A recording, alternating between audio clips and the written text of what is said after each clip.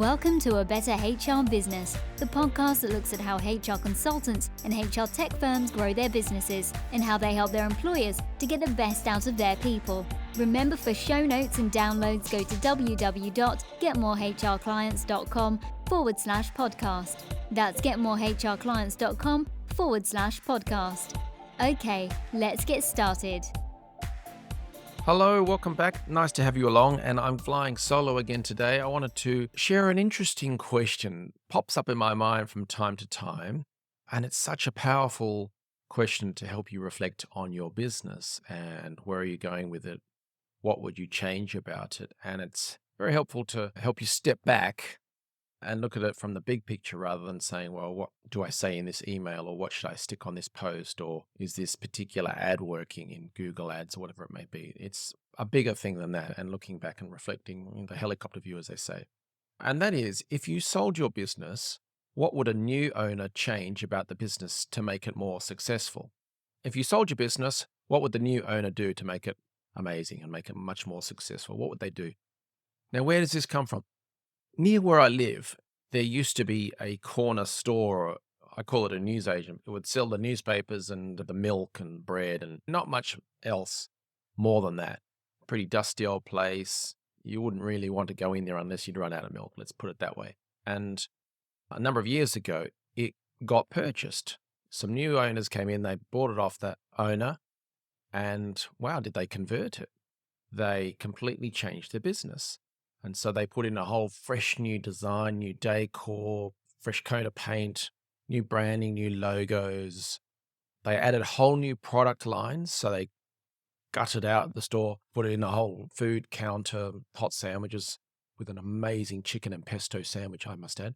So added that. They added fancy products at higher prices, Italian wines and cheeses and all this sort of stuff. An amazing coffee machine, which gets queues of people to queue up because the coffee's really good. They added more staff to actually staff that food counter and the coffee section and all that sort of thing. So made it a lot more busy and created employment. They also get a lot more involved, community involvement. So things like the local promotions when the local sports team is in some important match, the flags are out, all that sort of stuff. At Christmas time, there's a letter box for letters to Santa, all this sort of stuff.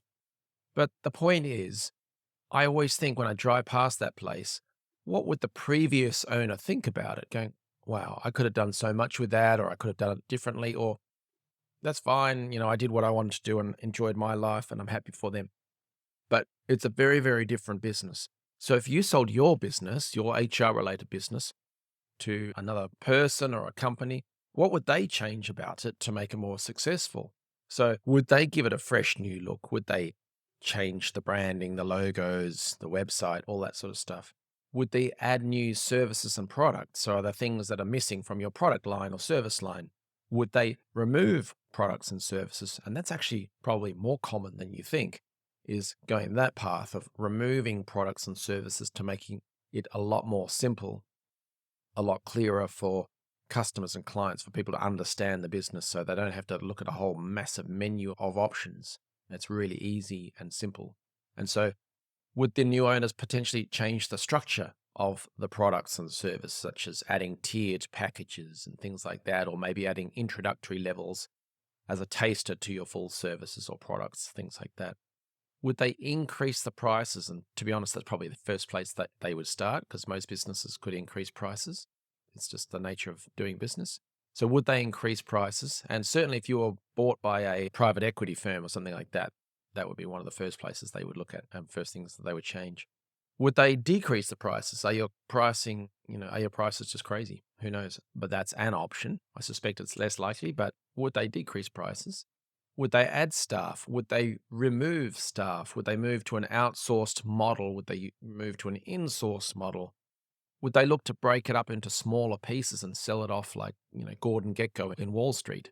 Particularly if you're an online related business, then you could potentially sell off the database, the membership list, or the list of customers and things like that. Or you could sell the product or the IP or the training materials, things like that. Would they look to change their focus to a particular industry or a market segment? So for instance, the corner store that I mentioned, they went up market and changed the focus, and they're full all the time.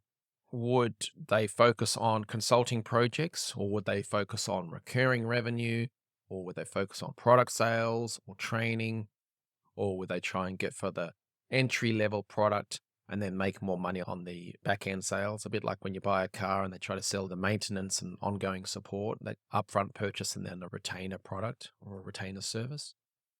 Would they try to look at creating more partnerships with other companies in the industry, teaming up with other firms in the HR related industry to add more revenue, to bring in more referrals, to refer to other businesses, potentially for percentage of sales for business referred elsewhere?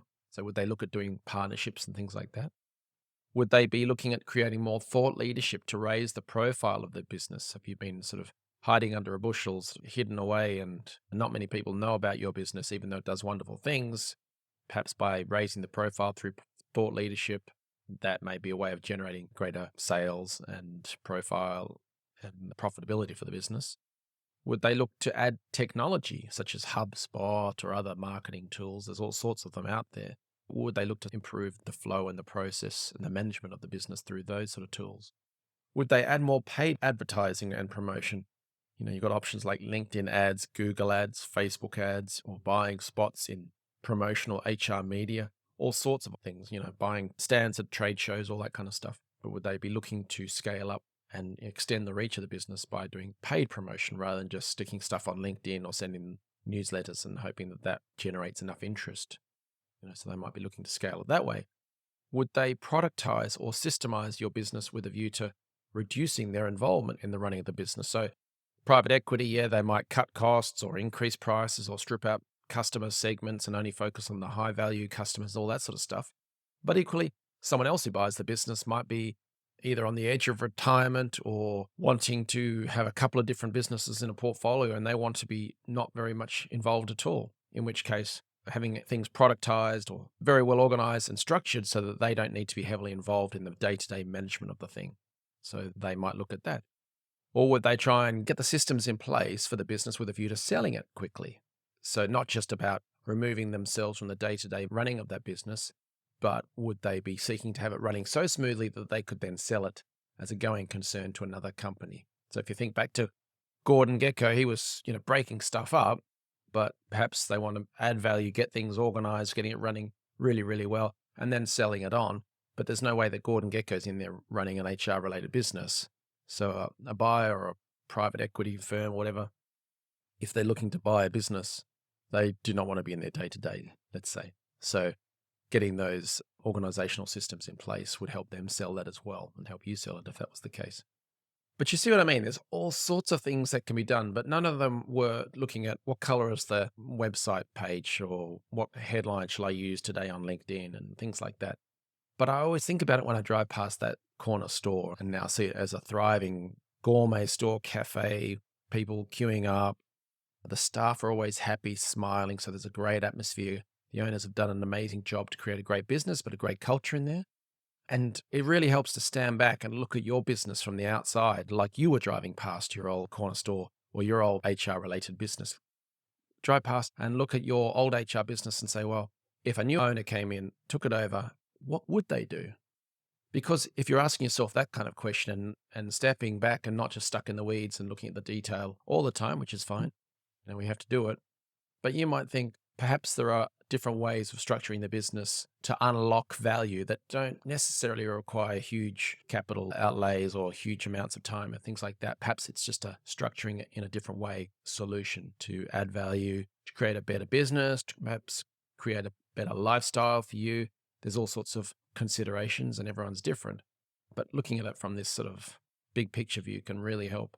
So I would encourage you to reflect on it. What would you see? What would you do if you drove past your old business? And then find yourself some quiet time, go for a walk. Who knows how you do it, but reflect on that and wonder, well, how can we do it differently, better to suit the business needs and to meet your needs as the business leader, business owner? Of course, if you need any help with that, please do get in touch because that's what I do. It's what my team does, is to help you do that kind of stuff. And so we're always looking at what other HR related businesses are doing, how they structure it, what works, what doesn't, all that kind of stuff. So if you want to talk about that and how you can do those sort of things, please do get in touch. Yeah, otherwise, Get yourself a nice coffee and think about that as you drive past the store. All right. Have a great day. Thanks for joining us today on A Better HR Business, the podcast that explores the world of HR consulting and HR tech businesses. For show notes and downloads, go to www.getmorehrclients.com/podcast. That's getmorehrclients.com/podcast. Remember to subscribe and share the show with any friends who are busy growing a HR business. Thanks and see you next time.